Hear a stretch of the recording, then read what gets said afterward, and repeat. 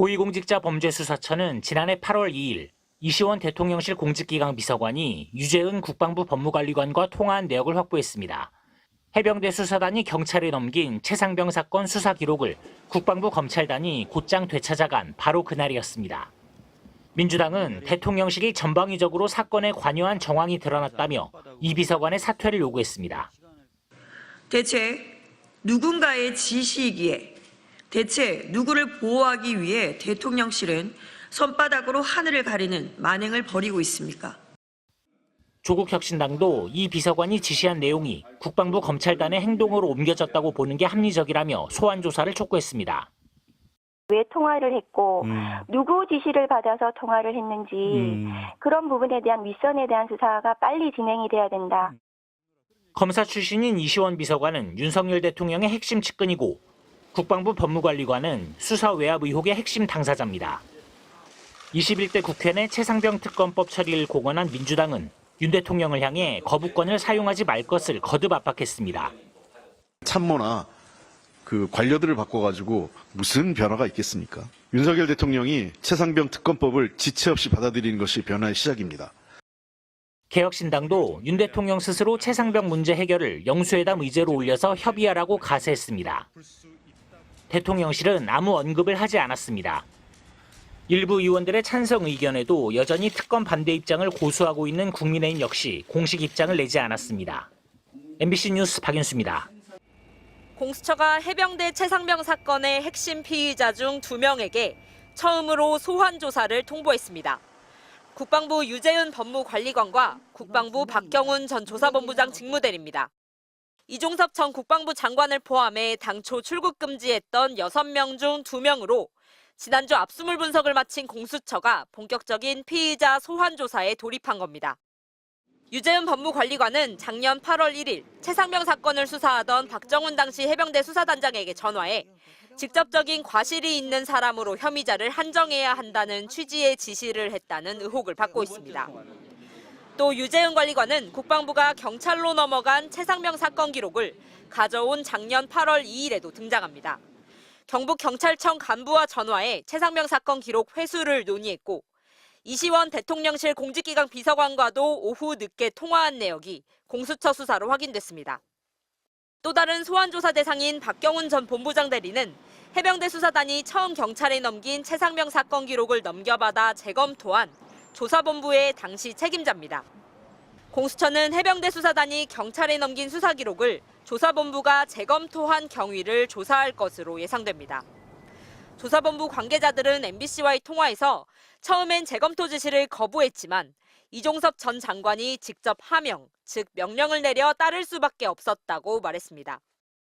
또 공수처는 당초 해병대 수사단이 8명으로 봤던 범죄 혐의자가 최종적으로 2명으로 줄어든 이유도 조사할 것으로 보입니다. 본격 소환 조사에 들어간 공수처 수사는 부당한 지시가 있었는지 점점 더 윗선을 향해 갈 것으로 전망됩니다. MBC 뉴스 신서입니다.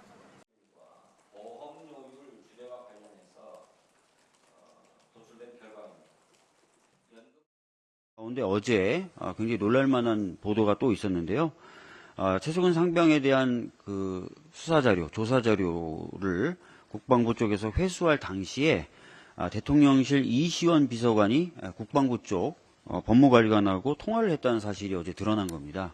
잘 아시겠지만 경북경찰청에서 기록을 회수할 때는 이 이시원 비서관이 속해 있는 공직기강 비서관실의 행정관이 조율을 했다는 보도도 이미 나온 바 있는데 이게 같은 날 이루어진 겁니다. 그러니까 행정관은 전화해서 경북경찰청에 전화해서 수사기록, 조사기록 회수에 협조해달라고 조율을 하고 그 시간 언저리에 이시간 비서관은 직접 국방부 법무관리관하고 이것과 관련된 것으로 통화한 것으로 보여집니다. 대통령실이 전방위적으로 지금 이 사건에 관여했다는 게 계속 드러나고 있습니다.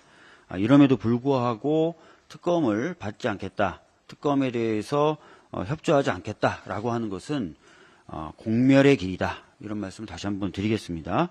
더 이상 손바닥으로 하늘을 가릴 수 없고 시간을 끌고 지연시키는 만큼 국민적 분노는 더 거세질 것이다. 라는 말씀 드리겠습니다. 사실 이시원 비서관은 임명 당시부터 공직기강 비서관으로 임명 당시부터 문제가 있었습니다. 이분은 이 무고한 시민을 증거 조작을 통해 간첩으로 둔갑시켰던 서울시 공무원 간첩 조작 사건에 책임이 있는 사람이었습니다. 그래서 임명 당시에도 문제 제기를 했는데 이걸 무시하고 임명을 했는데 이번에 또다시 최상병 순직 사건과 관련해서 수사방해 외압의 중심에 나타난 것입니다.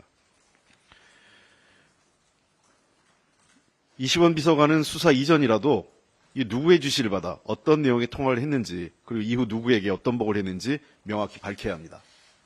이 사안은 공직기강 비서관이 공직기강을 무너뜨려서 국기를 물러나게 한 것으로 이것은 스스로 물러나거나 아니면 대통령이 먼저 선 파면 이후에 수사받도록 해야 됩니다. 아울러 어제 경찰 조사를 받은 최상병 소속 부대 대대장 이모 중령이 진술서를 통해 임성근 전 사단장이 현장 지휘관의 수색 중단 건의를 묵살하고 무리한 수색을 밀어붙였다고 밝혔습니다. 그러나 임 전 사단장은 자신은 그런 짓을 한 적이 없다며 부하에게 책임을 돌렸는데요. 이 문제에 대해서도 빠르게 수사를 통해서 재판 과정에서 사실이 드러나야 됩니다. 결국은 핵심 참모, 대통령실의 핵심 참모는 수사에 외압을 행사한 증거가 하나하나 드러나고 있고 임성근 전 사단장을 비롯한 핵심적인 책임자들은 혐의를 부인하거나 책임을 회피하기에 바쁜 모습입니다. 특별검사를 통해서 그리고 필요하다면 국회 국정조사를 통해서 진실을 밝혀야 합니다. 윤석열 대통령이 민심을 받드는 가장 책임 있는 자세는 총리나 비서실장을 바꾸는 게 아니라 오만과 독선으로 국정을 운영해온 자신이 바뀌어야 됩니다. 자신이 안 바뀌고 옆에 있는 참모나 그 관료들을 바꿔가지고 무슨 변화가 있겠습니까? 윤석열 대통령이 최상병 특검법을 지체 없이 받아들이는 것이 변화의 시작입니다. 만약에 대통령과 여당이 최상병 특검법의 국회 통과에 협조하지 않는다면 이번 총선의 민의를 정면으로 거스르는 거고 나아가서 더 큰 국민적 심판에 직면하게 될 겁니다. 이건 경고하는 겁니다. 대통령을 위해서.